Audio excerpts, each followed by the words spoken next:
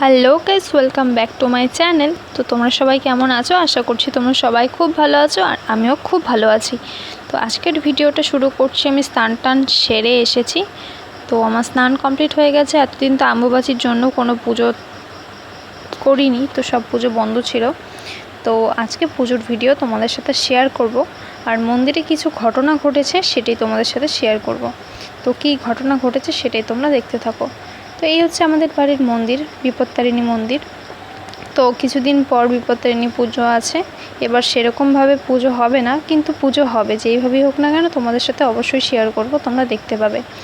তো গাছের থেকে ফুল তুলে নিয়েছি, এখানে ঠাকুরের জন্য স্নানের জল তৈরি করে নিয়েছি, গঙ্গা জল, ঘি, মধু, অগ্রু যা যা আছে সব কিছু দিয়ে। তো মায়ের পুজো শুরু করব আমি। তো সবার প্রথমে সব কিছু সুন্দরভাবে গুছিয়ে নিলাম। গুছিয়ে নেওয়ার পর প্রথমে মায়ের স্নানের জলটা রেডি করছিলাম। তো মায়ের স্নান জল রেডি করে আমি ওদিকে মায়ের স্নানের জল রেডি করছিলাম, আর এদিকে দেখো সিংহাসনের, লক্ষ্মী ঠাকুর সিংহাসনের যে অবস্থা, এই সব কিছু ঝাড় টাড় দিয়ে সুন্দর করে পরিষ্কার করে রাখছিলাম। আর এই যে শঙ্খগুলো দেখতে পাচ্ছ, ছোট্ট ছোট্ট খুব সুন্দর শঙ্খগুলো, এগুলো কিন্তু অনেক দিন আগের শঙ্খ। তো তারপর যাই হোক, ওদিকে সব কিছু ঝাড়পোছ করে মাকে এখন স্নান করাবো। তো মাকে সবার প্রথমে যে ফটোগুলো ছিল, যদি বাড়িতে যদি পাথরের মূর্তি থাকে তাহলে অবশ্যই স্নান করানো যাবে, যেহেতু পাথরের মূর্তি না, তার জন্য ফটো আছে। ঠাকুরের ফটোগুলো সুন্দরভাবে মুছে নিলাম। আর এখানে যে রাধা গোবিন্দের চরণটা আছে, রাধা গোবিন্দের চরণটা আমি ধুয়ে নিব, যেহেতু এটা পিতলের। তো তার জন্য এটা মুছতে হবে এমন কোনো ব্যাপার নেই। তো এটাকে সুন্দরভাবে আমি ধুয়ে নিলাম। আর এটা একাদশীতেই ঠাম্মা মন্দিরে পুজো দেয়, তো এটা একাদশীতেই নামায়, তাও আমি আজকে ধুয়ে নিলাম, যেহেতু ঠাকুরের সব কিছু ধোয়া পাকলা হচ্ছে। তো যাই হোক, তো এখন মাকে স্নান করানোর পালা। সব কিছু সুন্দরভাবে গুছিয়ে নামার পর, মায়ের স্নানের জল রেডি করার পর, তো তারপর মাকে স্নান করিয়ে নিচ্ছি আমি। তোমরা দেখতেই পাচ্ছ, যেহেতু মাটির মূর্তি তার জন্য জল তো ঢালা যাবে না, গঙ্গা জল আমরা ছিটিয়ে দিতে পারি। আমি কিন্তু তাই করেছি। আর সুন্দরভাবে মায়ের মুখটা মুছিয়ে দিয়েছি, সারা শরীর গা হাত পা মায়ের মুছিয়ে দিয়েছি, সেটা তোমরা দেখতে পাচ্ছ না হয়তো। তো যাই হোক, তারপরে এখানে শিবলিঙ্গ ছিল। আর এই শিবলিঙ্গেরও একটা বড় কাহিনী আছে। এটা আজকের না, এটা অনেক দিন আগের। এটা আমার বাবা জন্ম হওয়ার আগের আমি শুনেছি। তো যাই হোক, এটা অনেক বছর পুরনো শিবলিঙ্গ। তো শিবলিঙ্গর মাথায়, শিব ঠাকুরের মাথায় জল টল ঢাললাম। জল ঢালার পরে এই শিবলিঙ্গটা এসেছে কীভাবে জানো? এটা পেয়েছিল আমার এক পিসি। ঠাম্মার মুখে শুনেছি আমার নাকি একটা পিসি তো নদীতে, আমাদের বাড়ির পেছনেই নদী আছে, তো নদীতে স্নান করতে গেছিলো। আমার বাড়িতে যতগুলো শিবলিঙ্গ আছে সব কিন্তু পাওয়া শিবলিঙ্গ, একটাও কেনা শিবলিঙ্গ না। আমরা সবাই পেয়েছি, দুটো আমি পেয়েছি আর এই একটা পিসিমণিটা পেয়েছিল। তো ওই নদীতে স্নান করতে গিয়ে কোনোভাবে শিবলিঙ্গ আটকে গেছিলো, তারপর শিবলিঙ্গটা নিয়ে এসে এখানে বসিয়েছে। তো যাই হোক, গল্প করতে করতে দেখো আমি পুজো শুরু করে দিয়েছি।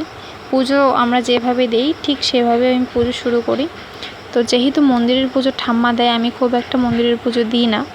তো তাও আজ অম্বুবাচীর পরে যেহেতু ঠাম্মা নেই, তো যার জন্য মন্দিরের পুজোটা আমি দিলাম। মাকে সুন্দরভাবে স্নান টান করিয়ে সাজিয়ে গুছিয়ে, তো মাকে সুন্দরভাবে সাজিয়ে নিলাম। তারপর ঘটের যে মেন ব্যাপারটা থাকে, তো ঘটে স্নান করে নিলাম। আসল ঠাকুর তো ঘটে থাকে, মা তো ঘটে অবস্থান, তো যার জন্য সুন্দরভাবে ঘটেও স্নান করিয়ে নিলাম। ঘটে জল টল ঢেলে পুজো সুন্দরভাবে ফুল টুল দিয়ে তারপর সুন্দরভাবে পুজো করে নিলাম। তো আমার পুজো প্রায় শেষের দিকে। তো দেখতে থাকো।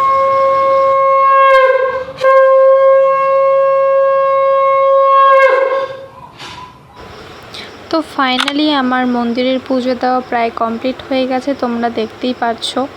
তো যেহেতু আজকে সব কিছু সারতে অনেকটা বেলা হয়ে গেছিলো, যার জন্য আজকে খুব একটা বেশি ফুল পাইনি, যার জন্য সাদা ফুল দিয়ে পুজো দিতে হয়েছে। আর অন্যান্য দিন কিন্তু পুরো জবা ফুল দিয়ে বেদি ভরা থাকে। তো মন্দিরের পুজো শেষ হয়ে গেছে। আমার ঘরে যে ঠাকুর আছে, আমার ঘরের পুজো দিতে হবে, তো দুই জায়গার পুজো দিতে হবে। আর অনেকটা বেলা হয়ে গেছে, তো স্নানের জল নিয়ে যাচ্ছিলাম, চলে এসেছি। এখন দেখতেই পাচ্ছ গোপসোনাকেও স্নান করাতে হবে। এখানে সব ঠাকুরকে স্নান টান করিয়ে সুন্দরভাবে পুজো দিতে হবে। ঠিক আছে, চলো পুজো দেওয়া যাক। মন্দিরে যেভাবে পুজো দিয়েছি এখানেও ঠিক সেভাবেই আমি পুজো দেব। যেহেতু প্রথমে ঠাকুরের ছবি মুছতে হবে, তো স্নান তো করানো যাবে না, ঠিক সেইভাবে প্রথমে গোপসোনাকে সরিয়ে নিলাম। গোপসোনাকে নিচে নামিয়ে তারপর একে একে সব ঠাকুরের ছবিগুলো সুন্দরভাবে মুছে নিলাম, ঠাকুরদেরকে স্নান করে নিলাম। তো এখানে মা লক্ষ্মী, মা তারপর মা তারাকে স্নান টান করানো হয়ে গেছে। এখানে আছে আমাদের গুরুদেব আর এখানে আছে মহাদেব। তো মহাদেবের মাথাতেও জল ঢাললাম, জল ঢেলে সুন্দরভাবে পুজো দিয়ে দিলাম। আগে জলটা ঢাললাম, ঠিক ওই জল দিয়েই স্নান করালাম। তারপর ভাবছি যে সব ঠাকুরই যখন স্নান করলো তাহলে গোপোষণা কেন বাদ যায়, তারপর গোপোষণাকেও স্নান করিয়ে নিলাম। তো গোপোষণারও স্নান টান সব কমপ্লিট হয়ে গেছে, ও একেবারে রেডি, সুন্দরভাবে স্নান টান করে সুন্দর জামা কাপড় পরে সেজে গুজে বসে পড়েছে সিংহাসনে। তো ওকে এখন সুন্দরভাবে সাজিয়ে দিলাম। ফাইনাল লুকটা তোমরা একবার দেখো, কি মিষ্টি লাগছে, কি কিউট লাগছে, খুবই সুন্দর লাগছে। তো যাই হোক, ও ওর মতো বসে আছে, আমি আমার মতো পুজো দিতে চলে গেলাম। তো ফাইনালি দেখো পুজো আমার কমপ্লিট হয়ে গেছে, টোটালি সব পুজো ফাইনালি শেষ।